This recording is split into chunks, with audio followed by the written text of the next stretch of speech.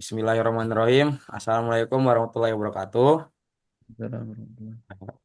Kami dari kelompok 12 Matematika Diskrit akan menjelaskan final project yang telah kami kerjakan.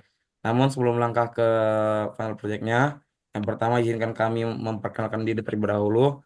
Perkenalkan, nama saya Muhammad Abidul Haq dengan NRP 5054241033. Dan saya Muhammad Akmal Faizi, NRP 5054241045.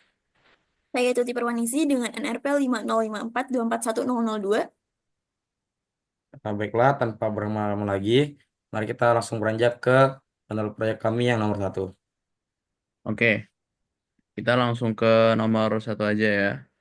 Jadi di nomor satu ini kita mau jelasin tentang pemanfaatan fungsi Python buat menghitung cash flow dari Jumatan. Kan setiap Jumatan kan pasti ada uang infaknya gitu kan ya. Kayak ada ya uang Jumatan biasa dan ada outflow-nya juga kayak buat buka bersama atau buat acara-acara apa gitu kan pasti dipakai juga kan uangnya kan atau buat renovasi masjid dan lain-lain lah. Jadi kita buat fungsi Python-nya buat ngitung tadi itu gitu. Oke. Latar belakang dan masalah ya biasa aja. Biar biar kita ngitungnya nggak secara kayak manual gitu, tapi tinggal kita inputin di programnya dan dia bakal ngitung cash flow atau laporan keuangan dari Jumatan itu gitu. Nah, ini fenomena juga biasa aja. Kita langsung ke source code aja ya kan. Nah, di source code ini pertama kita tentunya input buat manggil si fungsi ya kan. Ini buat manggil si fungsi. Dan kita kan pasti punya inputan dari pemasukan dan pengeluaran ya. Jadi yang pertama-tama kita pasti masukin di data inflow dulu kan. Buat inflownya, inflow uangnya berapa. Ini kita pakai looping, inflow, Jumat ke berapa, habis itu baru di append, ya kan? Baru di append. Jadi setiap dia ini udah bakal ke append ke data inflow. Jadi datanya bakal masuk ke array yang di data inflow, yang di outflow juga gitu. Jadi kita masukin jadi berapa kali Jumatan, berapa minggu, maksudnya berapa berapa minggu Jumatannya misalnya 4 minggu. Jadi kita ngitung 4 Jumatan gitu. Dan kita input yang kedua nih setiap Jumatannya berapa. Misalnya Jumat pertama 100.000, Jumat kedua 500, Jumat ini bersekian gitu kan. Itu buat inflow. Kalau outflow juga pengeluarannya ada berapa kali dan setiap pengeluarannya itu berapa rupiah. Jadi terus dia bakal di append di data outflow, bakal masuk ke array yang di sini nih. Nah, begitu dia masuk ke array yang di sini, habis itu kita panggil functionnya di bawah sini. Nih, kita panggil function pemasukan dan eh, ini namanya apa ya? Yang di dalam tanda kurung nih namanya apa? Itulah namanya. Pokoknya ntar ini jadi ke data jadi ke data masukan. Jadi pas masuk data masukan ya kan, kita buat variabel baru nih, data masuk pd.dataInFrame. Ini buat kayak bikin tabelnya gitu. Jadi dari input yang tadi bakal bakal outputnya tuh bakal kayak gini nih. Yang kita mau tuh outputnya Jumat ke I+1 for I in range data pemasukan. Jadi data pemasukannya tadi ada berapa Jumat, ada berapa minggu, misalnya ada 4. Jadi ini bakal I-nya tuh bakal 0, 1, 2, 3 aslinya. Cuman karena kita I+1 jadi dia 1, 2, 3, 4. Jadi Jumat ke satu pemasukannya berapa ribu sekian, Jumat kedua berapa sekian, ketiga sekian. Nah, kita print deh yang mau kita kayak gimana. Habis itu yang data masuk dot to string index sama dengan false ini biar di awalnya tuh nggak ada kayak indexing 0, 1, 2, 3. Karena kalau misalnya kita nggak pakai ini, eh, ntar outputnya tuh, ini kan outputnya kayak gini nih. Ini buat pemasukannya, nanti outputnya kalau kita nggak pakai yang data masuk dot string, dia di sini kayak bakal ada 0, 1, 2, dan berantakan gitulah. Jadi kita hilangin aja karena kita makainya Jumat ke sekian, Jumat ke ini sekian, Jumat ke ini sekian. Itu buat pemasukannya. Dan pengeluaran juga kalau dilihat dari strukturnya sih sama aja ya. Kalau misalnya ini emang kita bikin final project buat yang nomor satu emang cukup simple aja. Jadi kalau lihat dari strukturnya ini emang bener-bener sama, cuman beda dari nama functionnya dan input di awalnya tadi. Jadi gitu. Dan habis itu kita pakai function yang gabungan. Jadi yang gabungan ini kita gabungin antara pengeluaran dan pemasukannya, inflow sama outflow-nya.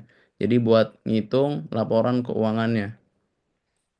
Oh ya, ya, tadi yang di dalam tanda kurung namanya parameter ya. Yang di dalam tanda kurung. Jadi setiap function kan pasti memiliki, nggak mesti memiliki parameter sih. Cuman kita di sini pakai function yang pakai parameter. Jadi dua parameter ini dipanggil lagi. Kita buat function baru ya kan. Kita assign function baru.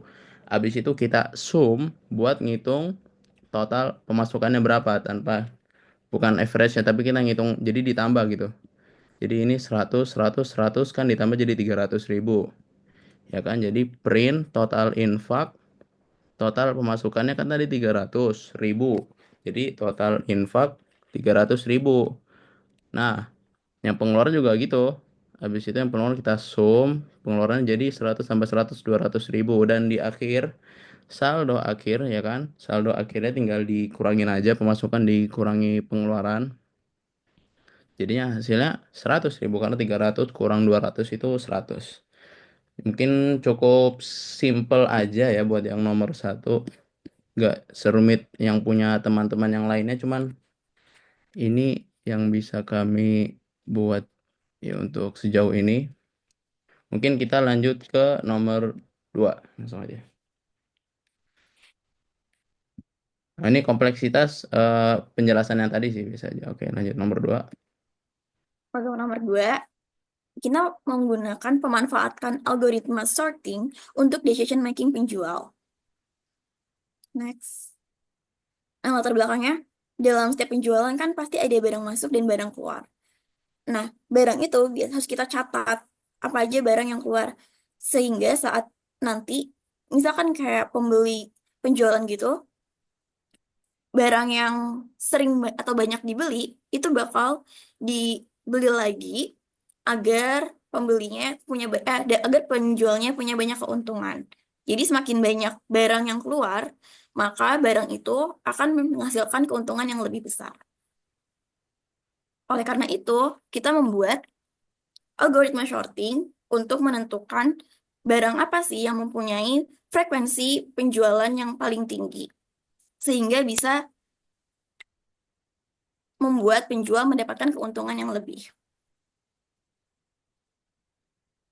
Next, tolong. Lanjut.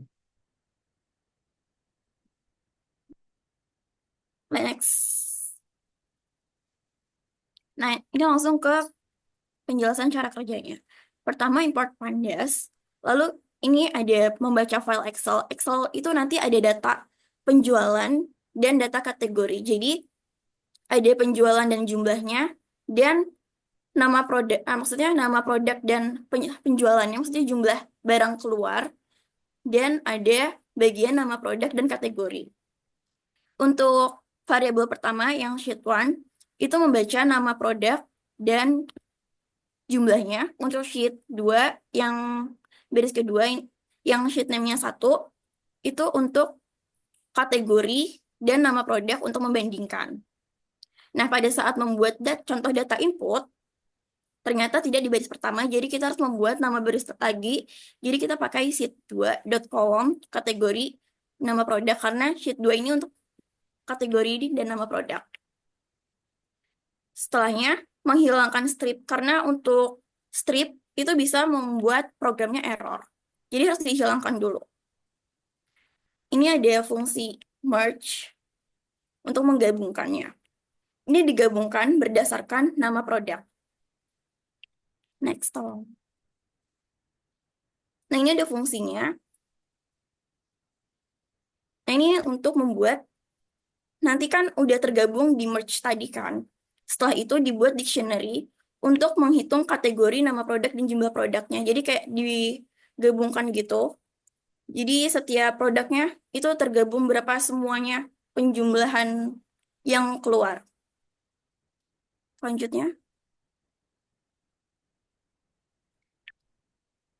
Nah, pada saat ini di dev merge short dict, ini untuk, karena tadi penjualannya sudah dihitung, maka ini di short dari jumlah terbanyak. Ini masuk lagi ke fungsi merge sort di bawahnya. Ini fungsi merge sort untuk menghitung eh, penjualan dari jumlah terbanyak. Selanjutnya, ini juga sama, ini bagian dari fungsi merge. Selanjutnya, nah ini untuk memanggil fungsi. Jadi ini penjualan itu semuanya tadi itu di merge.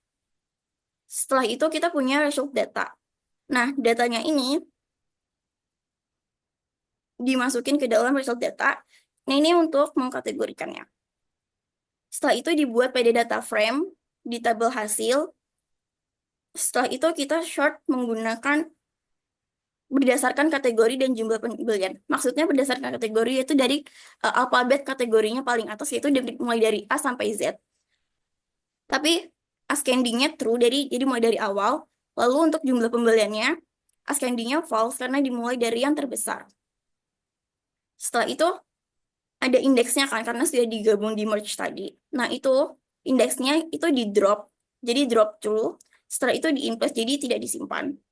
Setelah itu tabel hasil indeksnya tuh kayak plus sama dengan satu karena dimulai dari satu. Tolong next. Nah, ini untuk flowchartnya. Pertama baca data, setelah itu datanya di loading, diproses, habis itu diganti namanya.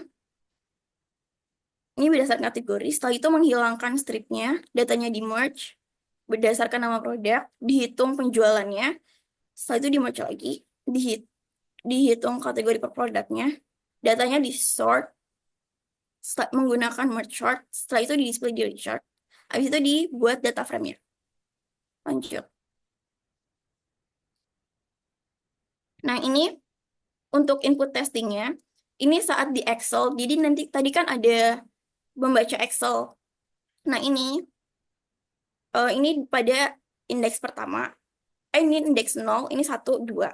Makanya tadi di data tadi, yang bagian sheet 1 itu membaca yang ini. Yang bagian sheet 2 membaca ini. Yang sheet name sama dengan 1. Next. Nah, ini hasilnya. Ini hasil yang sudah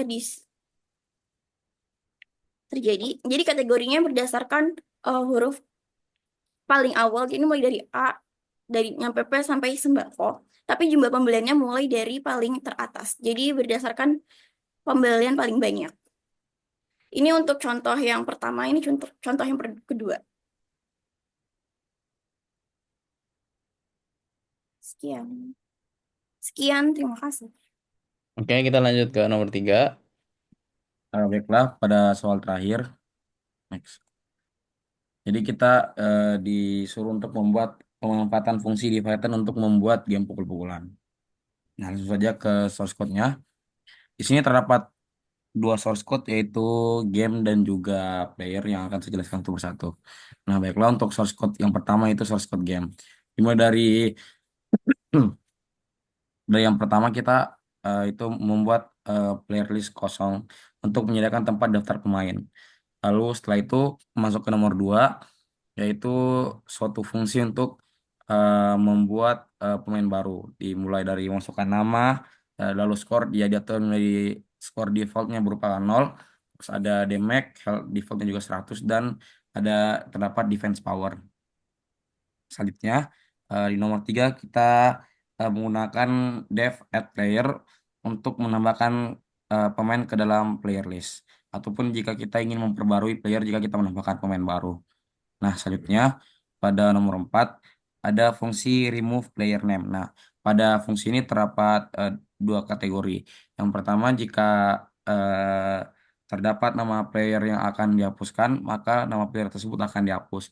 Namun, jika tidak terdapat nama player yang akan dihapuskan, maka fungsi akan mengeluarkan output berupa there is no player with that name.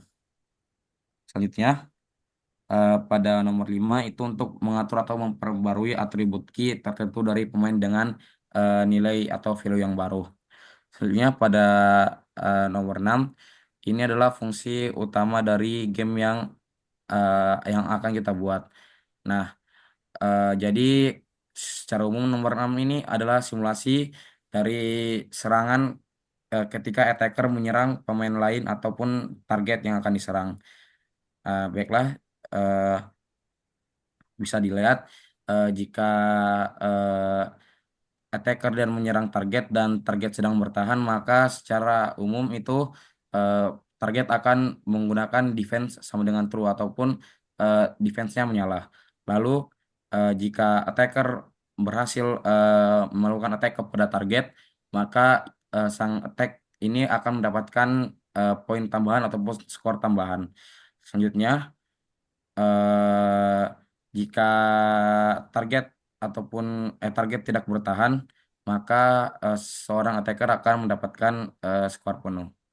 Nah, secara umum pada nomor 6 ini ya seperti yang saya katakan tadi yaitu untuk eh, source code untuk menambahkan player ataupun simulasi dari gamenya. Lalu pada nomor 7 yaitu untuk menampilkan hasil dari pertandingan, yaitu dengan cara mengurutkan daftar pemain dari skor tertinggi hingga terendah dan juga akan menampilkan health dari setiap pemain. Next. Nah, ini adalah contoh dari player list yang telah kita tampilkan pada slide sebelumnya. Next. Nah, yang terakhir ini adalah hasil dari output dari kedua source code yang telah tadi kami buat. Nah, seperti yang saya katakan tadi, jika terdapat player yang ingin kita remove tapi nama playernya tidak terdapat eh, pada array ataupun list yang telah kita buat, maka akan mengeluarkan in output yaitu there is no player with that name. Nah, mungkin sekian presentasi dari kami. Bila ada kesalahan kata mohon dimaafkan. Wabillahi taufiq wal hidayah. Wassalamualaikum warahmatullahi wabarakatuh. Betul.